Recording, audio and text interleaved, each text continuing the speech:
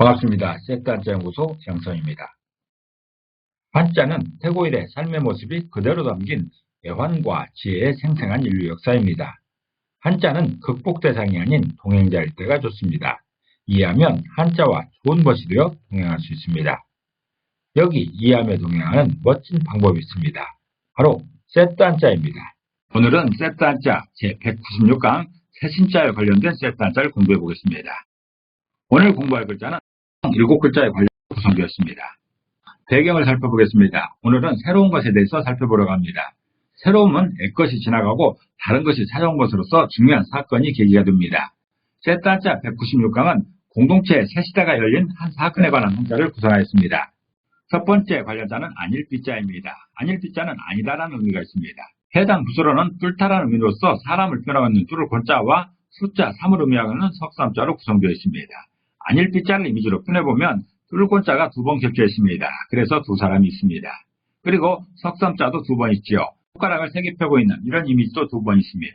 이렇게 세 이미지가 결합된 모양이 아닐비자여서 아닐비자가 표현하는 아닌 것은 두 사람이 서로 3번 다를 때라는 그런 뜻입니다. 어떤 사실에 대해 부정하는 것을 아니다라고 말합니다. 아닌 것에도 정도가 있는 것인데 약간은 맞지만 틀린 부분도 있는 애매한 아닌 것도 있고 전혀 맞는 것이 없는 100% 틀린 것에 대한 아닌 것도 있습니다. 그 중에서 아닐비자는 완전히 달라서 아닌 것을 의미하고 있습니다. 3~3번이라는 말도 있듯이 3번씩이나 불어도 아니다라고 하면 절대 아닌 것이죠. 마치 예수님이 베드로에게 네가 새벽이 오기 전에 나를 3번 부인할 것이라고 했더니 베드로는 그렇지 않을 것이라고 맹세했지만 결국 예수님을 모른다고 3번이나 부인했습니다. 이것은 절대 모른다는 맹세인 것이죠. 대체로 인간사에서는 3번을 확실한 것으로 정하고 있습니다. 아닐비자는 사람을 의미하는 뚫을 권자가 2번 겹쳐 있어서 두 사람을 의미하는 것이고 3번 의미하는 석삼자도 2번 나옵니다. 이 석삼자는 서로 다른 방향을 향하고 있는 것이지요. 한 사람이 왼쪽으로 3번이라고 했더니 다른 사람은 오른쪽으로 3번이라고 하는 그런 모습입니다. 완전히 다르다는 그런 뜻입니다. 아닐비자는 두 사람이 서로 다른 방향으로 3번 다르다고 하면 아닌 것이다 라고 표현하고 있습니다. 두 번째 관련자는 허물죄자입니다. 허물죄자는 허물을 의미합니다. 해당 부서로는 숫자 4수를 의미하면서 여러 방향을 표현하고 있는 넉사자와 아니다라는 의미로서 부정을 표현하고 있는 아닐비자로 구성되어 있습니다. 허물죄자를 이미지로 표현해보면 넉사자에 해당되는 여러 방향으로 퍼져 있는 사람들의 이미지가 있습니다. 그리고 아닐비자에 해당되는 X 표시가 있습니다. 부정을 의미하는 것이죠. 이렇게 두 이미지가 결합된 모양이 허물죄자여서 허물죄자가 표현하는 그 허물, 그 죄는 사방에 절대 아니다라고 하는 것입니다. 잘못으로 인하여 벌을 받을 만한 일을 죄라고 합니다. 많은 죄의 종류가 있지만 한자에서 죄라고 표현하는 것은 죄의 원형, 죄의 모형을 말하고 있습니다. 모든 죄 중에서 가장 중요한 죄는 군주를 모른다고 부인하는 것입니다. 우리의 왕을 부인하는 것이죠. 자기 주인을 모른다고 하는 것이 가장 큰 죄로서 죄의 모형이 되는 것이죠. 그것도 혼자 마음속으로만 모른다고 하는 것이 아니라 사방에 다니면서 모른다고 떠들고 다니면 엄청난 것입니다.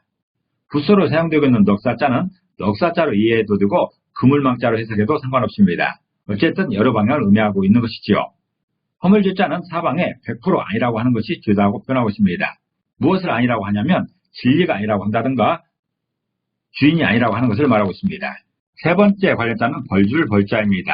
벌줄 벌자는 벌주다라는 의미가 있습니다. 벌하다라는 그런 의미인 것이죠. 해당 부서로는 숫자 4수를 의미하면서 여러 방향을 표현하고 있는 넉사자와 말씀을 의미하는 말씀 원자와 칼을 의미하면서 경고를 표현하고 있는 칼돌자로 구성되어 있습니다. 벌줄벌자를 이미지로 표현해보면 넉사자에 해당되는 여러 방향으로 퍼져 있는 사람들의 이미지가 있습니다. 그리고 말씀 원자에 해당되는 말하고 있는 한 사람이 있습니다. 또 칼돌자에 해당되는 칼 한 자루가 있습니다.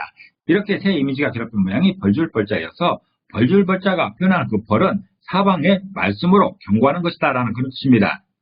죄를 지은 사람에게 주는 고통을 벌이라고 합니다.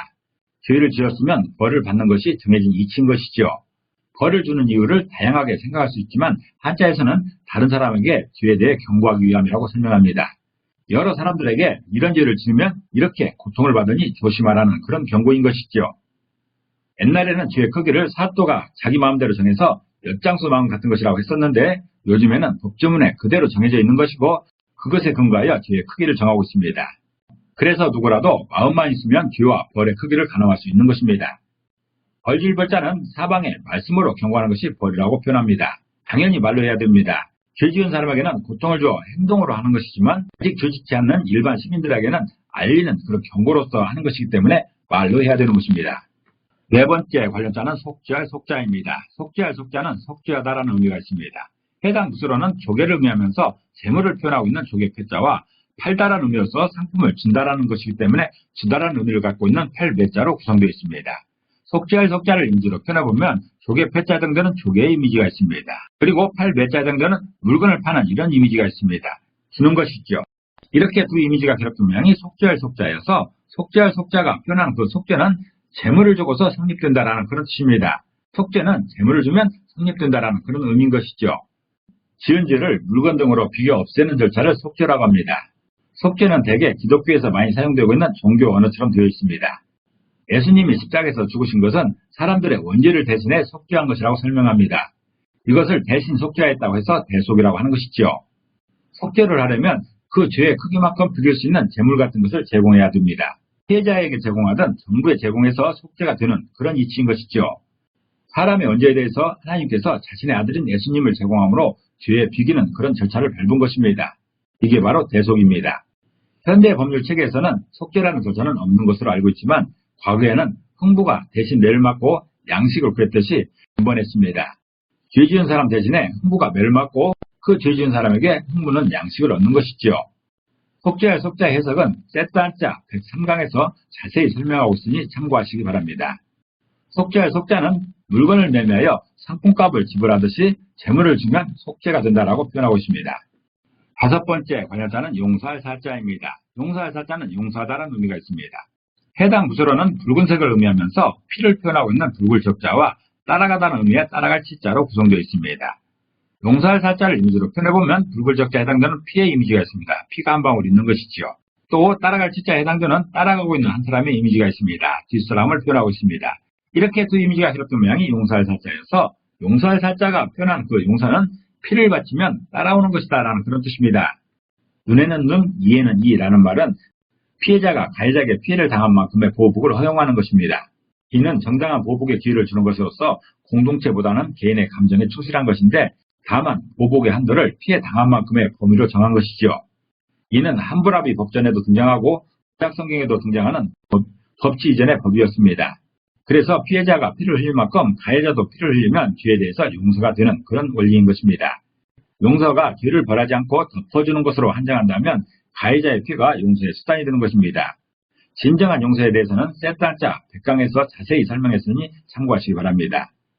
용서할 사자는 붉은색이 의미하는 피가 따라오면 용서가 된다라고 표현하고 있습니다.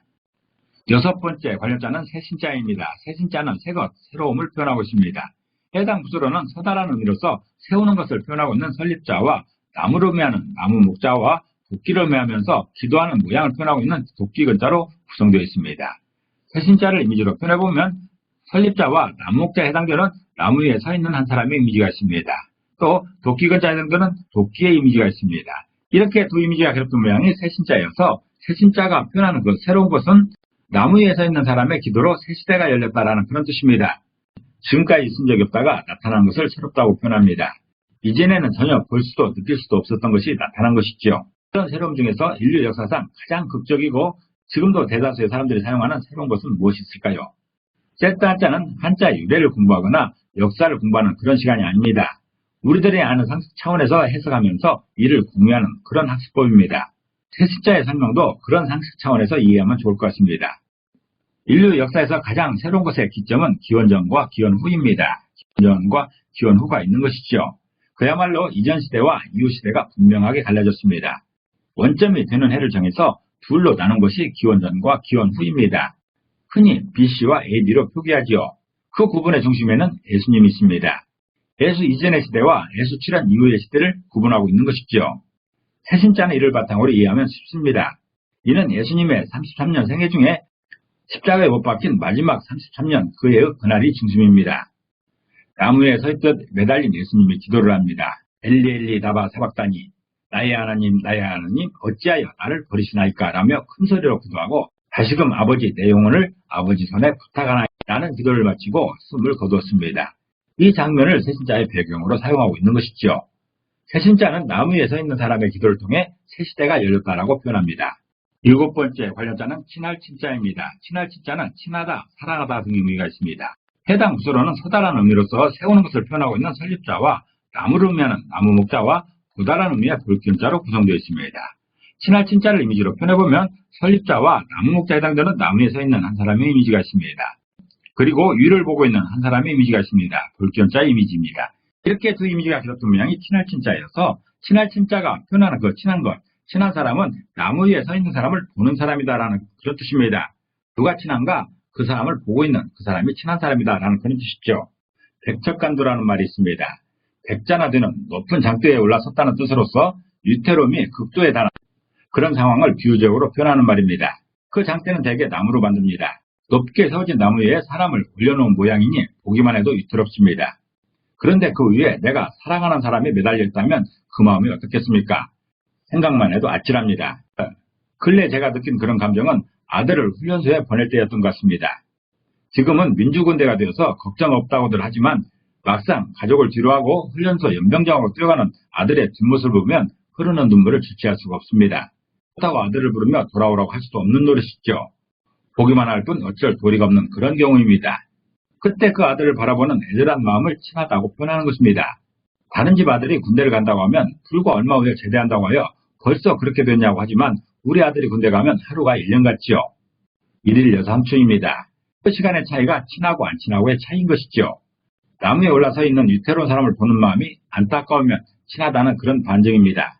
더 애절할수록 더 친한 것이죠. 친할 친자는 나무에 올라 서 있는 사람을 보고 있는 그 사람이 친한 사람이라고 표현합니다. 친하지 않으면 보지 않습니다. 아무 감각이 없는 것이죠. 무관심한 것입니다. 친한 사람이 그런 상황에 있으면 무관심할 수가 없는 것입니다. 꿈에도 나타나는 것이지요. 오늘은 총 7글자의 관련자로 구성된 세신자의 세트한자를 공부해봤습니다. 오늘 공부한 내용을 다시 한번 정리하면서 이 시간을 마무리하도록 하겠습니다.